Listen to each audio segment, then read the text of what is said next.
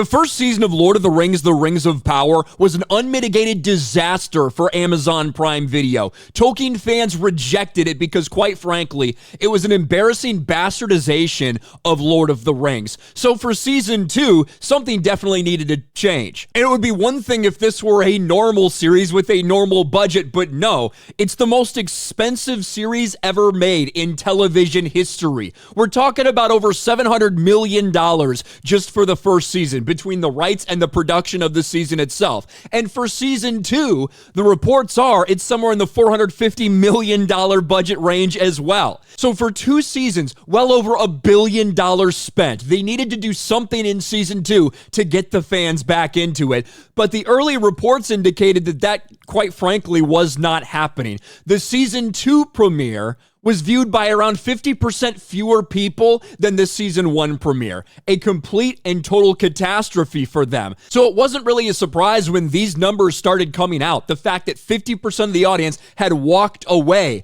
on a show that they said needed to be a global international phenomenon for it to have any chance of actually making its money back. It wasn't a surprise when the showrunners started doing exactly what they did last season and start attacking the fan base once again. Well, now we finally have the Nielsen numbers. The Nielsen numbers that everyone in the entertainment industry considers the gold standard, those are finally back for Rings of Power Season 2. And despite the fact that they premiered an additional episode to get all that runtime, to get all that watch time, to look for an impressive number, it is less than the season 1 number. New Nielsen data shows massive decline in watch time for Lord of the Rings of Power between season 1 and 2. New viewership data from Nielsen reflects other data points that show Prime Video's Lord of the Rings of Power lost a significant amount of its viewers between the first and second season.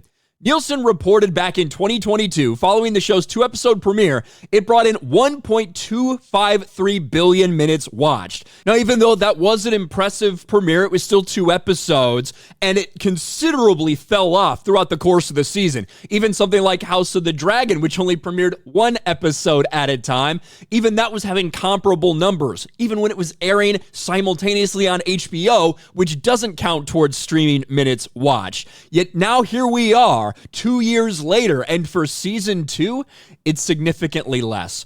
Now, the data tracking firm has reported that season 2's 3-episode premiere only brought in just over 1 billion minutes watched, as noted by X-User, Now It's Known.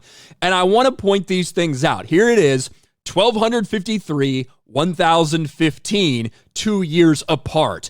The interesting thing is when you do consider the runtime. Now, there are some people who will look at that without any additional context and say, hey, it looks like it's a pretty similar premiere.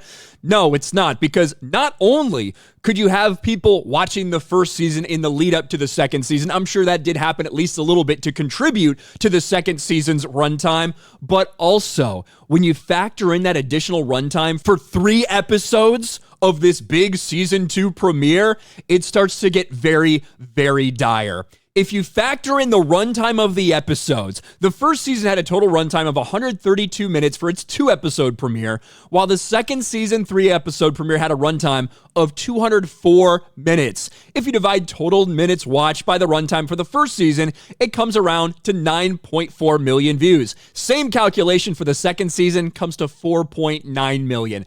That's a 47% decline. Weird, it's almost like all of these numbers are adding up. When people have been saying for weeks and weeks that all the initial data indicates that about half of the audience did not come tune back in for season 1, all of the evidence supports that. This is a nightmare for them. And they've talked about, 5 seasons. We're definitely going to do 5 seasons. You know, Amazon's a little bit different than some of these other streaming services out there. Amazon's streaming service, Prime Video, it's like an extra thing for them. They are one of the biggest companies in the world that has nothing to do with entertainment. This is extra, so maybe they are willing to dump a little more money into something, maybe to help promote some of their other products and get people to stay signed up to Prime, all of that shit. However, the idea of throwing billions and billions of dollars out for the subsequent 3 seasons that would be happening would be insane. And you do even have some actors saying, we heard we were going to get a season 3, but we really haven't seen anything official come out in terms of scripts or anything like that. Maybe Amazon's waiting and holding off before they officially decide to send that into production. But these numbers do not lie.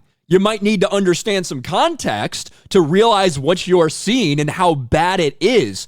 But holy fuck, if this was a series that cost, $100 million a season or something, then sure. I mean, you're looking at this, you're like, hey, great result. We got a lot of people tuning in. That's not what this is. This needed to be, bar none, the biggest series in history to justify that spending. And it's just not. And it's because you're using such a massive IP that everyone is familiar with, and everyone can look at it clearly and say, this is not Tolkien, this is not Lord of the Rings, go fuck yourselves. And that's what happened. They told the audience, if you don't like it, don't watch it. Looks like the audience took their advice. Rings of Power Season 2, total disaster. Let me know your thoughts about all this in the comments section below. Smash a like button, subscribe to the channel, ring the bell for notifications, share this video out there, and I'll talk to you later.